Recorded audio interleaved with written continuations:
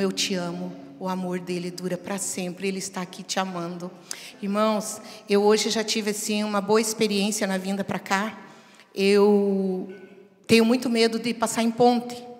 E tenho muito medo de altura. Eu tenho pânico mesmo. E a Emily vinha com o carro dela na frente e eu vinha tranquila, estava com o meu GPS ligado, né? Porém, quando eu vi aquela ponte, a primeira ponte, eu tremi nas bases. E eu falei, Senhor, porque eu me amolece minhas pernas, eu perco a força das pernas e me dá um frio na barriga e eu sinto uma sensação horrível. É bem difícil para mim. Quando eu vi aquela ponte, eu falei, Senhor, tem misericórdia de mim. E eu fixei meu olho no carro da Emily, eu não olhei nem para a esquerda, nem para a direita, nem para cima, nem para baixo, eu só olhava assim no carro da Emily. Ufa, passei. E aí o Espírito Santo começou a ministrar no meu coração. É assim que tem que ser tua vida. Olhar para mim, nem para a esquerda, nem para a direita, nem para a tempestade. Não olhar para os irmãos, não olhar para as irmãs, não olhar para a igreja, não olhar para o pastor, não olhar para ninguém. Mas olhar para Cristo. Olhar para Cristo, porque quando nós olhamos para Cristo, a nossa vida é transformada. E eu falei, nossa, glória a Deus, é verdade. Terminou a ponte, né? E eu continuei olhando, assim, olhando no carro da Emily, e o Espírito Santo ministrando, e eu me alegrando. De repente, outra. E era pior. Era pior porque essa era mais alta. E aí, eu falei, Senhor amado, isso é prova demais. E aí eu diminuí minha velocidade porque eu fiquei com muito medo. E parece-me que termina a ponte e parece que tem uns viadutos, né? Porque não pergunte o que tinha dos lados, porque eu não vi nada. E daí eu já tinha perdido a Emily, porque eu diminuí minha velocidade. Mas eu continuei reto, meu olho assim, nos carros que estavam na frente e passei. Eu falei, glória a Deus, é assim mesmo, né, Senhor? A gente tem que olhar para frente. E quando termina uma tempestade, vem a outra. E a gente tem que continuar olhando para frente. A gente não pode perder de vista. Tá bom. Falei, tomara que não tenha mais nenhuma ponte. Quando eu comecei a me acalmar, um túnel. Eu tenho medo, eu tenho a fobia, eu não posso ter nada isso na minha cabeça. Quando eu passo um túnel, a primeira coisa que eu olho é ver se tem uma saída, que se ele cair em cima... Olha a burrice. Se cair em cima da minha cabeça, eu já olho a saída para mim sair. Claro que eu nunca vou sair debaixo dele, né? Eu falei, Senhor, é muita provação para mim hoje, mas glória a Deus que eu venci todas elas. E estou aqui hoje. E isso é na nossa vida. Isso é na nossa vida. Vem um medo, vem o desafio. A gente vence com Cristo, vence aquele desafio. Vem outro, tem outro desafio, daí tem outro desafio. Mas pela graça de Deus nós chegamos aqui.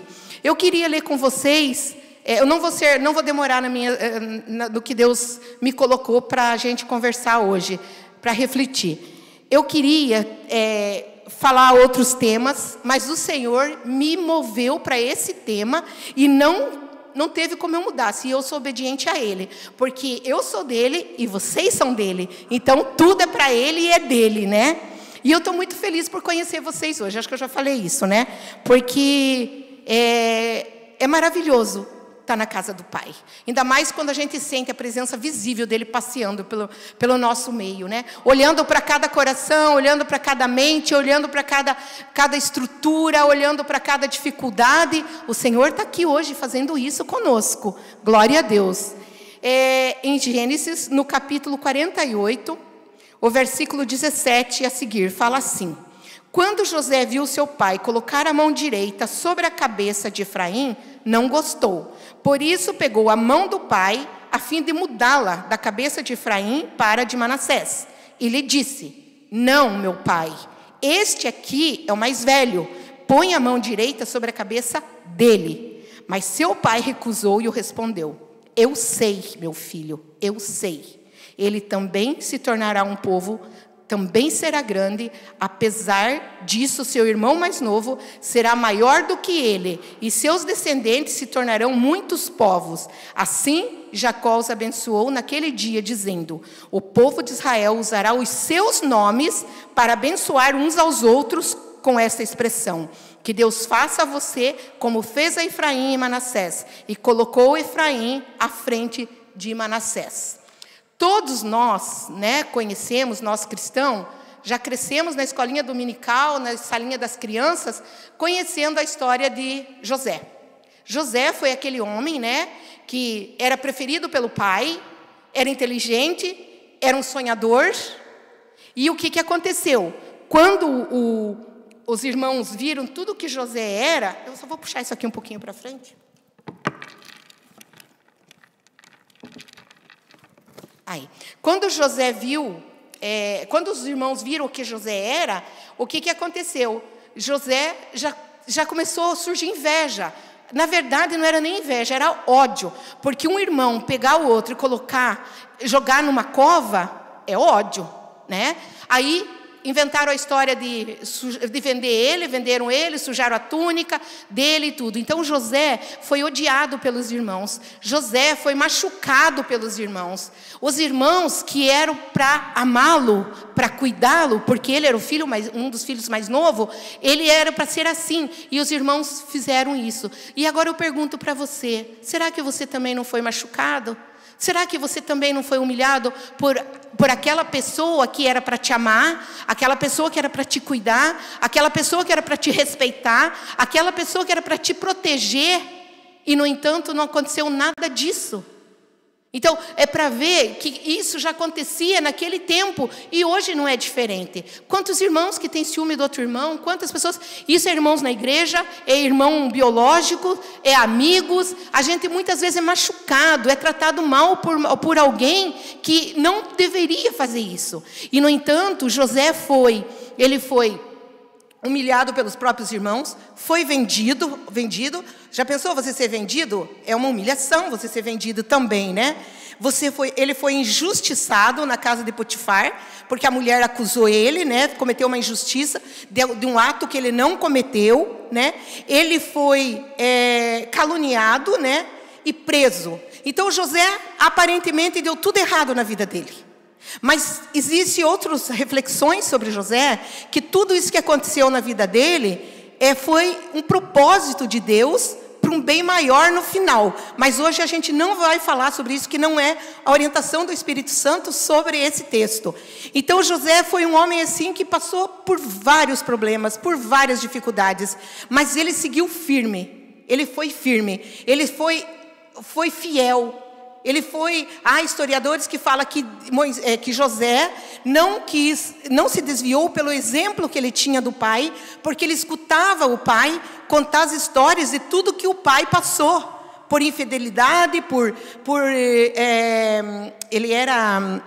ele logrou o irmão, lá agora não me vem a palavra, ele logrou o irmão, né, roubou, aconteceu tudo aquilo quando era jovem na casa, então trapassou, né, então tudo que aconteceu, e ele não queria a mesma vida do pai. Às vezes a gente olha assim para nós, irmãos, e fala assim, eu acho que eu sou assim por causa do meu pai, por causa do meu avô. Não, está no tempo de mudar a história, está no tempo viu o que aconteceu na família, nos antepassados? Não quero para mim essa história. Não quero esta vida. Eu fui muito espancada pela minha mãe. Hoje até o Mateus perguntou assim, sua mãe era ruim para você? Eu falei, minha mãe era ruim, sim. Mas ela era muito? Eu falei, ela era muito. Ela era muito ruim. A minha mãe me espancava, ela tirava sangue de mim quando ela me batia. Ela me batia com chicote. O que aconteceu? Eu não quis essa vida para os meus filhos. Eu sou mãe de 3 filhos. Eu nunca bati nos meus filhos. E eles são todas pessoas de bem. Todos eles hoje são casados. Tem uma que é pastora, que vocês vão conhecer provavelmente. Tem a outra filha também, que é uma bênção. Tem o meu filho, que são bênçãos. Tenho famílias. E eu não precisei fazer o que minha mãe fez em mim. Então a gente não pode olhar para o que passou e a gente vai ser igual. Não, a gente vai ser melhor. A gente vai deixar. Mas eu bebo hoje porque meu pai era alcoólatra. Eu faço isso porque minha mãe era aquilo. Não, em nome de Jesus. Nós somos lavados, remidos pelo sangue de Jesus e temos uma vida nova. Então José fez isso na vida dele, não quis a vida que o pai dele deu, né? E aí o que aconteceu? José teve 2 filhos, Manassés e Efraim. O Manassés, o significado do Manassés era, pois Deus o fez, fazer esquecer, Deus o fez esquecer todo o sofrimento do passado. Quando ele teve o filho Manassés, ele colocou esse nome que era o nome do esquecimento do passado, porque nesse tempo José já tinha perdoado os irmãos, ele já tinha esquecido o que os irmãos fizeram, ele estava no outro tempo já. E ele colocou o nome do filho, Deus fez esquecer o passado. E Efraim, era o segundo filho dele, o significado era prosperidade, ir para frente, ter prosperidade, ir para frente e seguir avante. Então, porque Deus me fez prosperar. Esse é o significado exato. Porque Deus me fez prosperar. E o que aconteceu? José levou o filho dele, os dois, Manassés e Efraim, para o pai abençoar. Todos nós sabemos que tem a bênção do filho mais velho, né, que é a bênção do primogênito. É a bênção mais que especial, né? Que especial. E quando ele levou eles para abençoar, ele cruzou os braços. E ele colocou a mão esquerda em cima de Manassés e a mão direita em cima de Efraim. E José não gostou. José falou: não, pai, está errado. Este é o primogênito e esse é o segundo. O pai dele falou: eu sei, meu filho, eu sei. É assim que eu vou fazer, né? Parafraseando. É desse jeito. O filho mais novo será a bênção da primogenitura, que eu vou fazer prosperar.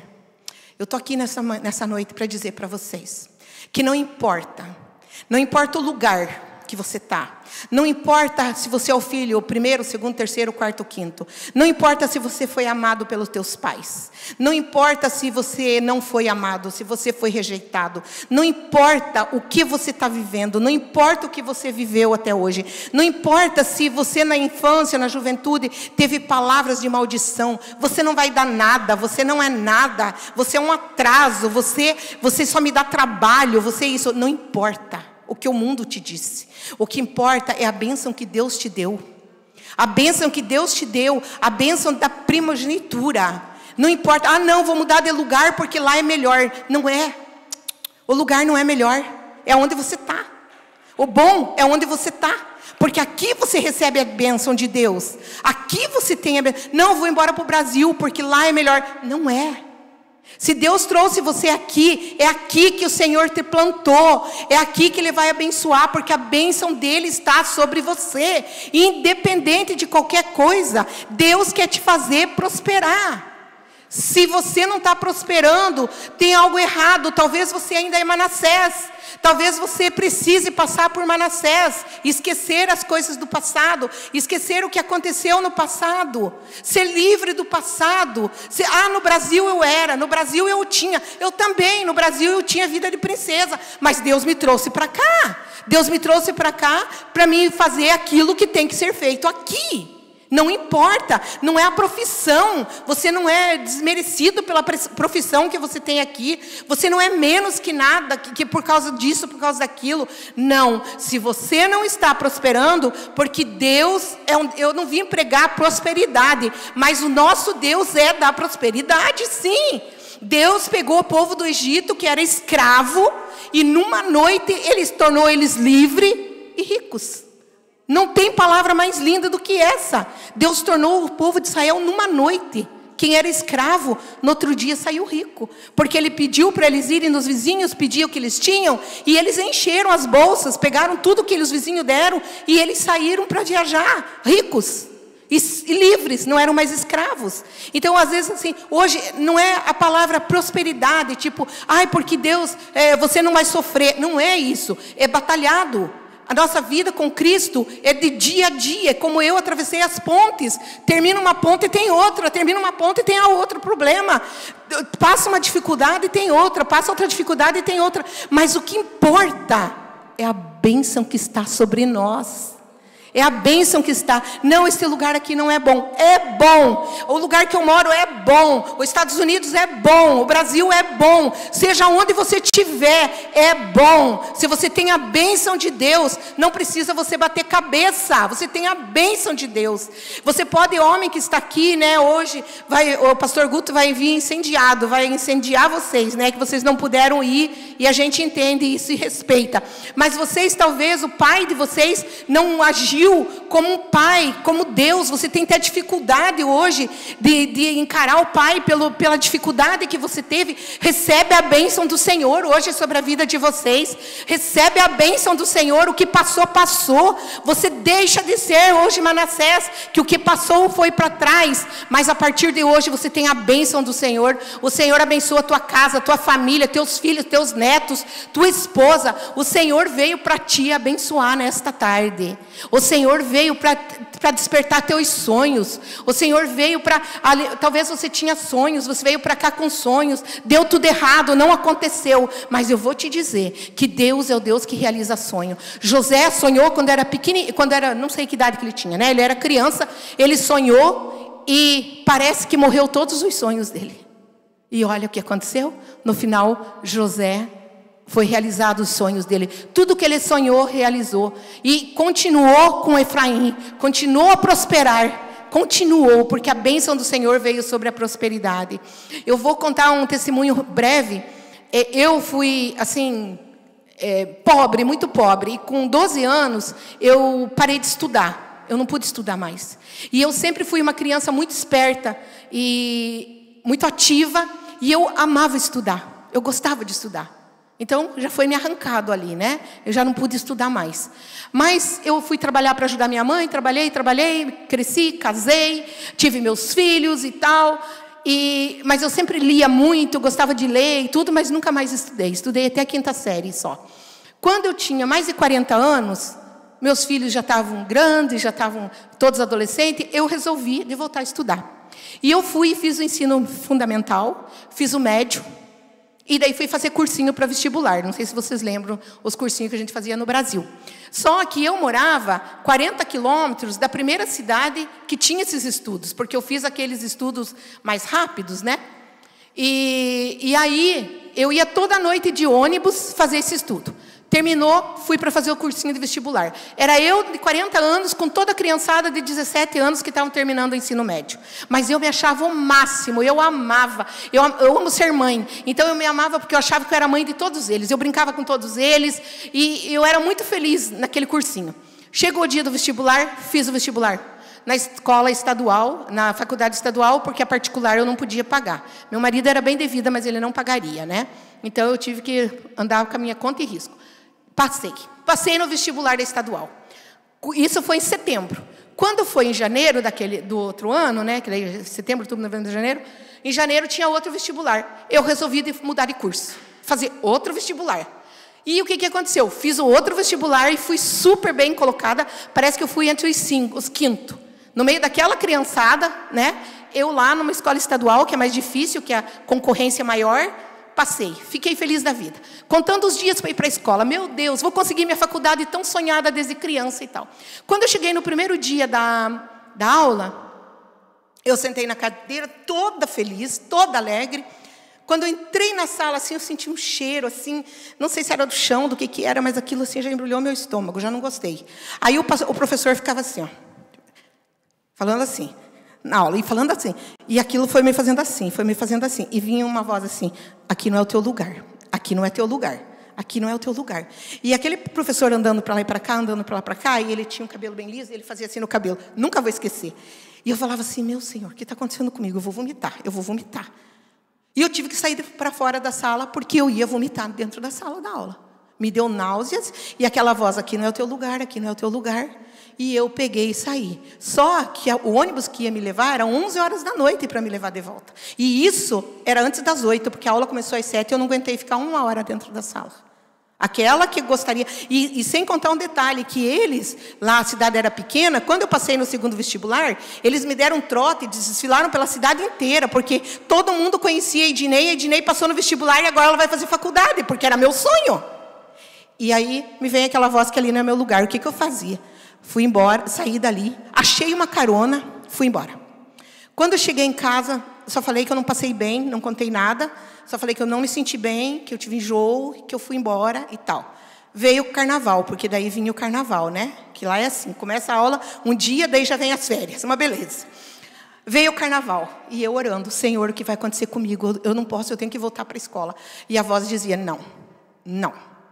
Eu falava, Senhor, não é teu, não é você, não é possível que seja você. Não é você, você realiza sonhos, é meu sonho para a faculdade. O que aconteceu? Quando chegou no dia de eu vir para a aula, que tinha passado o carnaval, eu estava na maior angústia. Fui jejuar e orar aquele dia, o dia todo. Eu morava num sobrado, a nossa loja era embaixo. Meu marido não era crente, nunca foi crente. Ele subiu e disse assim, olha, eu não queria te incomodar, que eu sei que está orando. Mas tem uma mulher lá dos Estados Unidos, que está ligando para você o dia inteiro. E eu não aguento mais, porque ela quer falar com você. Desci correndo, peguei o telefone. Ela falou assim: Ednei, eu estava orando hoje, eu preciso te dar essa mensagem hoje.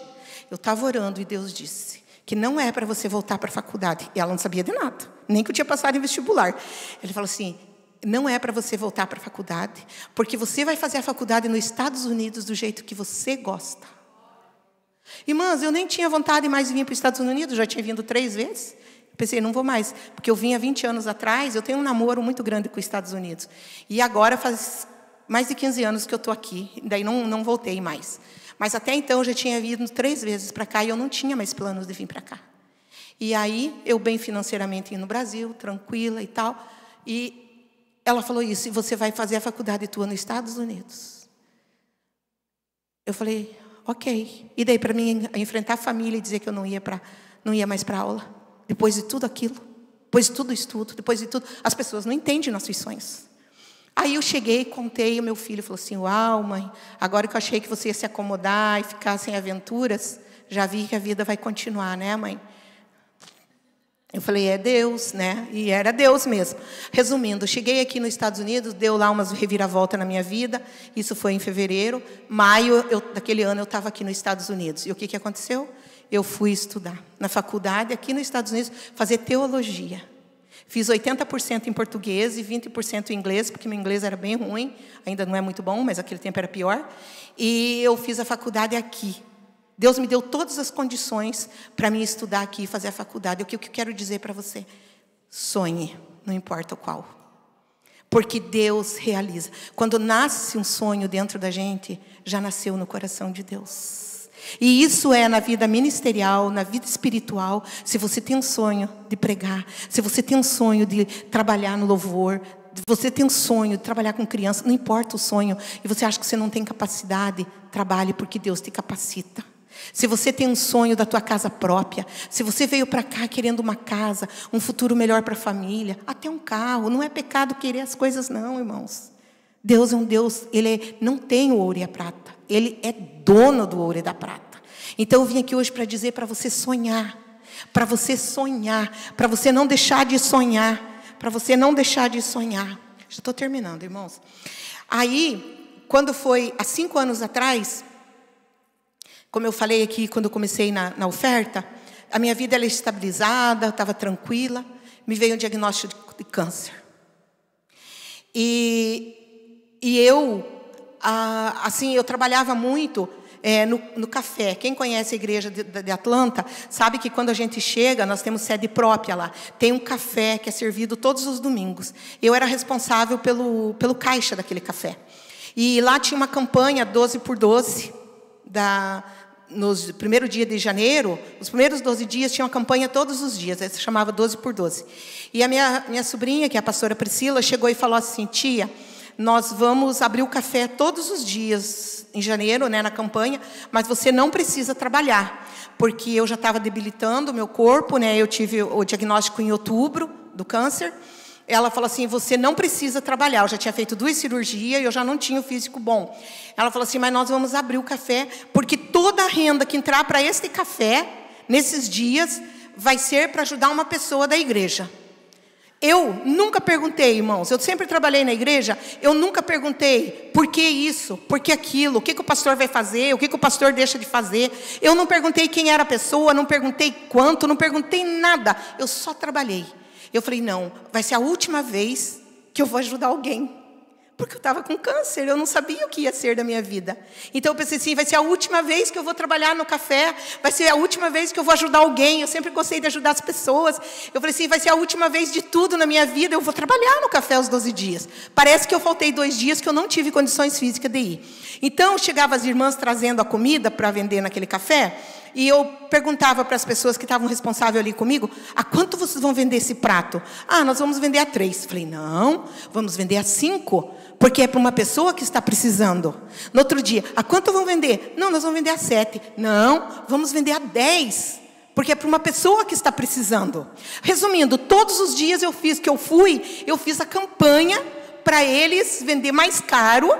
Porque eu falava assim, Deus vai abençoar a pessoa que deu, vai abençoar a pessoa que comprou e vai abençoar a pessoa que vai receber a oferta. né? É assim que funciona com Deus. Eu falei, todo mundo vai ser abençoado. Então não vamos explorar, mas também não vamos desvalorizar o prato que alguém trouxe, porque custou aquele prato. Enfim, eu fiz essa campanha todos os dias. Quando passou, que terminou, às 12h por 12, eu estava na casa do pastor Saulo, sentada na mesa, tomando café. Tinha uma escada, a casa dele. Ele desceu a escada com o envelope na mão. E chegou assim e falou, ó, para você. E eu sou romântica, então tudo eu penso que é carta, né? Carta ou cartão. E eu olhei e falei, nossa, é uma carta para mim? Ele falou, abre. E eu fui abrir a carta. Era um cheque do café de $3.000. E eu já comecei a chorar. Eu falei, é para mim? Do quê? Ele falou assim, da campanha 12x12. Eu falei, era eu a pessoa? Ele falou, é você a pessoa. Assim, eu não sabia nem agradecer, porque a igreja já estava fazendo tanto por mim, a igreja estava me ajudando tanto, sabe? Por isso que eu falo para vocês a importância de ajudar a igreja, de trabalhar na igreja, porque a igreja me cuidou, ela me carregou no colo nesses dias que eu estava doente, ela fez tudo por mim nesse tempo que eu estava doente. Eu jamais imaginava que a igreja ia me dar dinheiro ainda. Porque eu que era o dizimista, eu que era ofertante. Eu nunca imaginei que aquela pessoa do café era eu. Então, para vocês verem a surpresa que vem do céu. Sabe, irmãos, eu não sei aqui, talvez isso não aconteça. Mas aonde eu morei, eu já morei em vários estados aqui nos Estados Unidos. Porque eu sou missionária, então eu ando direto em todos os lugares. Eu já vi muitas pessoas falar assim, não, eu não gosto de ir lá na igreja MCBN, porque é só brasileiro. Eu quero ir numa americana que fala inglês. Eu quero ir lá não sei aonde. Irmãos, nós temos que estar com os nossos compatriotas, juntos, unidos com os brasileiros, porque na hora da dor, é diferente. Os americanos ajudam a gente também, mas é diferente. O calor do brasileiro, o amor do brasileiro é diferente. E eu recebi isso, eu estou falando isso para vocês hoje com propriedade, porque foi o que aconteceu comigo. Aí, irmãos, a outro testemunho que eu quero dar é, quando eu tive o câncer, a médica disse assim para mim, olha, você vai morrer do câncer, de insuficiência cardíaca ou de depressão. Uma dessas 3 coisas você vai morrer, fora outras que teve, né? Que você vai morrer. Elas dizem assim para a gente, eles são duros com a gente. E eu falei assim, aí eu peguei, falei, bom, mas o diagnóstico quem me dá é Deus, não ela, né? E eu peguei e poucas primeiras químio que eu tive ali, o meu câncer disse que não era para ser agressivo, daqui a pouco assim ele generalizou. Em 15 dias ele generalizou, mudou todo o meu tratamento e eu tive que fazer muitas químio. E aí me gerou uma insuficiência cardíaca. E eu não sabia que era. E uma sexta-feira eu estava passando muito mal, e eu vi que meu coração estava parando, porque ele batia e parava. E quando ele parava, eu suava e não tinha forças para nada. E aí o que aconteceu? Eu estava no piso de baixo, eu morava na casa da minha sobrinha, eles me levaram para a casa deles. Eu mal subi a escada, e quando eu cheguei na escada, eu encontrei a cama assim, sentei na cama e não vi mais nada. E eu lembro da oração que eu fiz, Senhor, eu estou pronta para ir contigo, pode me levar, mas não daqui de dentro dessa casa. Porque minha sobrinha tinha o quarto conjugado comigo, banheiro conjugado. Eu falei, eu não quero morrer aqui nesse lugar. A mãe dela tinha o quarto da frente. Eu falei, eu não quero, a tia vai morrer nesse quarto. Não, pai, isso eu não aceito. Me leva lá na calçada, me leva lá da calçada, mas não de dentro dessa casa. O que aconteceu? Dali um pouco ela chegou, ela entrou no quarto correndo. Tia, você está bem? Por que você está deitada desse jeito? Aí eu abri meu olho e falei, uau, eu não fui. Mas não falei nada para ela. Eu falei, não, está tudo bem. Ela me ajudou a deitar na cama. Naquele domingo eu fui para a igreja e lá eu fui curada do meu coração. Deus me deu um coração novo. Não vou falar tudo porque está no livro o milagre da cura do meu coração. O cardiologista falou para mim na segunda-feira, quando eu fui ao médico, ele falou assim que dava 3 meses de vida. Meu coração não suportaria mais. Porque foi uma insuficiência, ele me explicou lá qual tipo de insuficiência, que não tinha mais não dava para reverter, não tinha o que fazer. E ó, eu já estou aqui há mais de 5 anos. Então eu tenho o testemunho da cura. Mas o último testemunho que eu quero dar. Quando eu perdi todos os meus cabelos, meu cílio, minha sobrancelha, tudo, e eu estava muito inchada, muito feia. E o primeiro dia que teve que rapar assim, o restinho dos meus cabelos, e vocês sabem, né? Todas nós. O que mais nós nos preocupamos quando vamos sair de casa? Cabelo, né? A roupa até que nós botamos qualquer uma, mas ó, o cabelo, né? Eu estou vendo aqui, quantas de vocês, enquanto eu estou aqui, você já mexeu no teu cabelo, você já pôs a mão no teu cabelo, porque o cabelo é uma coisa importante para nós mulheres. Agora pensa, perder todo o cabelo, estar com a cara inchada, sem cílio e sem sobrancelha, é feia mesmo. E eu tenho eu tenho isso comigo, glória a Deus, de louvar com os braços, com o corpo, me ajoelho. Eu não tenho cerimônia na presença do Senhor na hora do louvor. E quando eu estava vindo, minha amiga foi me buscar, ela olhou para mim e falou assim: amiga, como você está bonita. Quando ela falou isso, o diabo falou para mim: bonita nada, você está aleijada, você está feia, você está careca, você está horrível. E você não podia ir para a igreja, porque em Levítico, porque ele conhece a Bíblia, em Levítico dizia que para adoração a Deus tinha que ser um animal sem mancha, sem defeito, um animal perfeito. E você está aleijada, não vai poder erguer teus braços, porque eu não podia erguer meus braços. Você não vai poder erguer teus braços, você não vai poder fazer nada, você não vai poder nem cantar, porque você não tem força. Fazia dias que eu não conseguia chorar, porque vocês sabiam que até para a gente chorar, a gente tem que ter força? E eu não conseguia chorar, eu não conseguia derramar lágrimas. Ele falou assim: você não serve para nada, Deus não vai aceitar teu louvor, tua adoração hoje, volte para casa. E ela continuou falando as coisas para mim, eu não escutava, eu só escutava essa voz.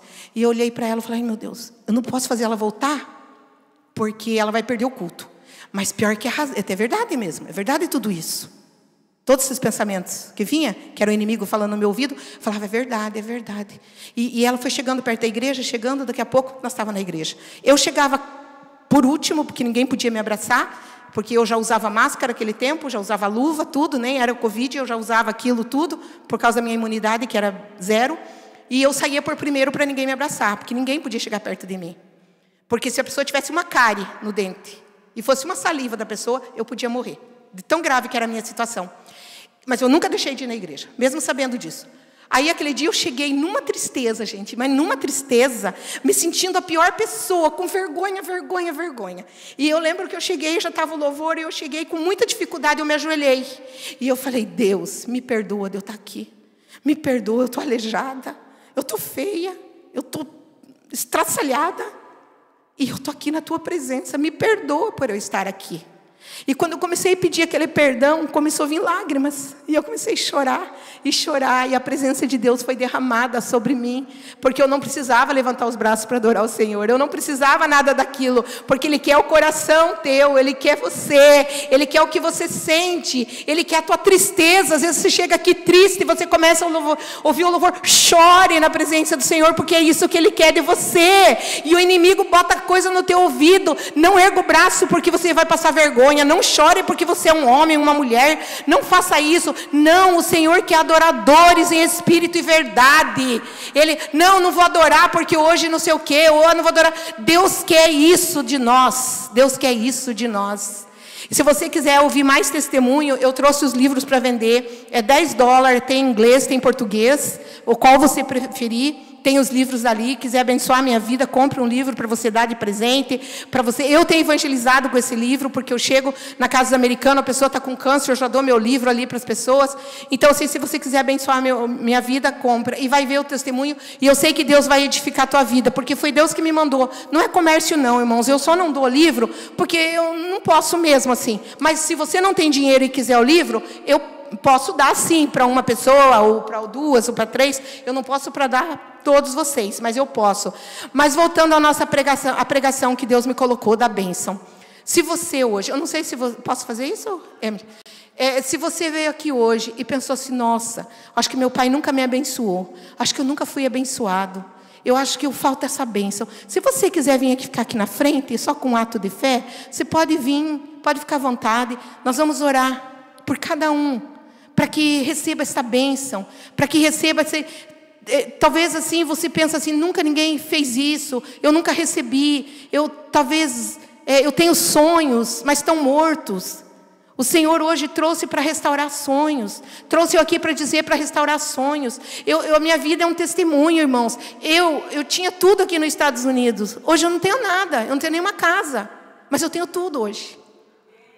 Sabe, eu tinha casa, eu tinha tudo, e eu acho que eu não tinha nada. Hoje eu não tenho nada e eu tenho tudo, porque eu tenho alegria em Deus, eu tenho confiança, eu vivo a cada dia o que Deus faz na minha vida. E talvez você precise dessa esperança, talvez você precise renovar a tua esperança, a tua fé renovada, a tua, assim, tipo, alegria que você deve ter em Cristo, porque Cristo te dá uma alegria plena, te dá paz no meio das dificuldades. Talvez está passando dificuldade e precisa de paz. Se você quiser vir aqui na frente, vem. Se você não quiser, você pode ficar aí. Vamos levantar. Não sei se você pode cantar uma música. Cadê o tecladista? O tecladista pode tocar um pouquinho, não precisa nem cantar, só tocar. Acho que ele não está. Ah, então tá, não precisa, meu irmão. Então tá, não precisa, pode ficar tranquilo, meu irmão. Não precisa. Eu queria que você fechasse os olhos, então. E nós vamos estar orando, Senhor. Oh, meu Deus. Se alguém quiser uma oração específica, pode vir na frente sem medo, que eu vou estar orando. Mas se você não quiser também, a gente sabe. Eu queria que a igreja estivesse orando. Pode vir aqui, minha irmã.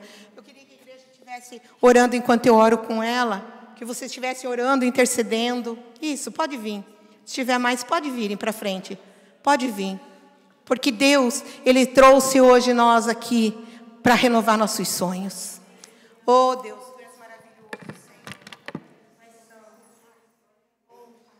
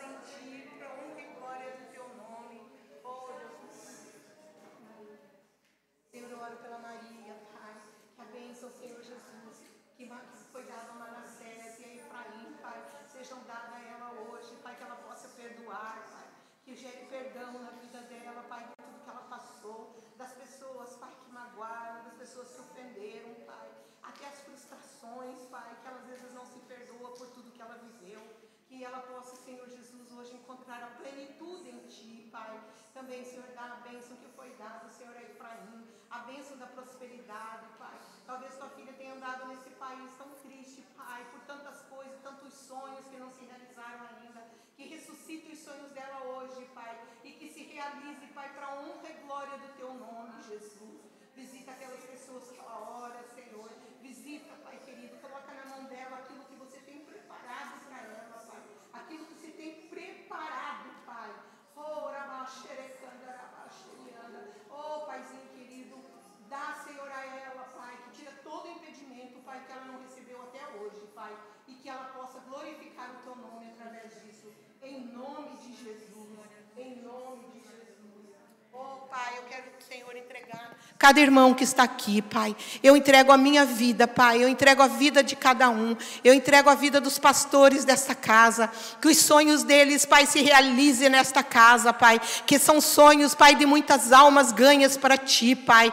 Oh, Pai, nós abençoamos este lugar, Pai. Nós abençoamos essa cidade, Pai, esse estado. Oh, Paizinho querido, eu abençoo cada irmão que está aqui hoje, Pai. Com a bênção da prosperidade. Com a bênção, Senhor, do perdão, Pai. Pai, que cada um possa perdoar, Pai, gera perdão, decisão de perdão, que não vivam nas coisas do passado, nas frustrações do passado, Pai, nas decepções do passado, mas que possam, Senhor, seguir à frente, andar para frente como Efraim, Pai, da bênção de Efraim, Pai, que dá prosperidade, de seguir adiante, de ter algo novo, Pai. Aqueles que não têm mais sonhos, Pai, que nesta noite eles possam, Senhor, realizar os seus sonhos, que nesta noite, Pai, você possa dar sonhos a eles novamente, Pai, porque Tu és um Deus que realiza sonhos, Tu és um Deus que faz milagre, Tu és um Deus que cura, Pai, se é cura que está precisando. Oh, Pai, obrigada pela Tua presença nesta noite, obrigada pela Tua palavra, Pai, obrigada pela Tua palavra que você nos deu nesta noite, Pai, que fortalece a nossa fé, Pai. Oh, Deus, abençoa cada um de nós, Pai, nós Te louvamos, Te glorificamos e Te bendizemos, em nome de Jesus, amém.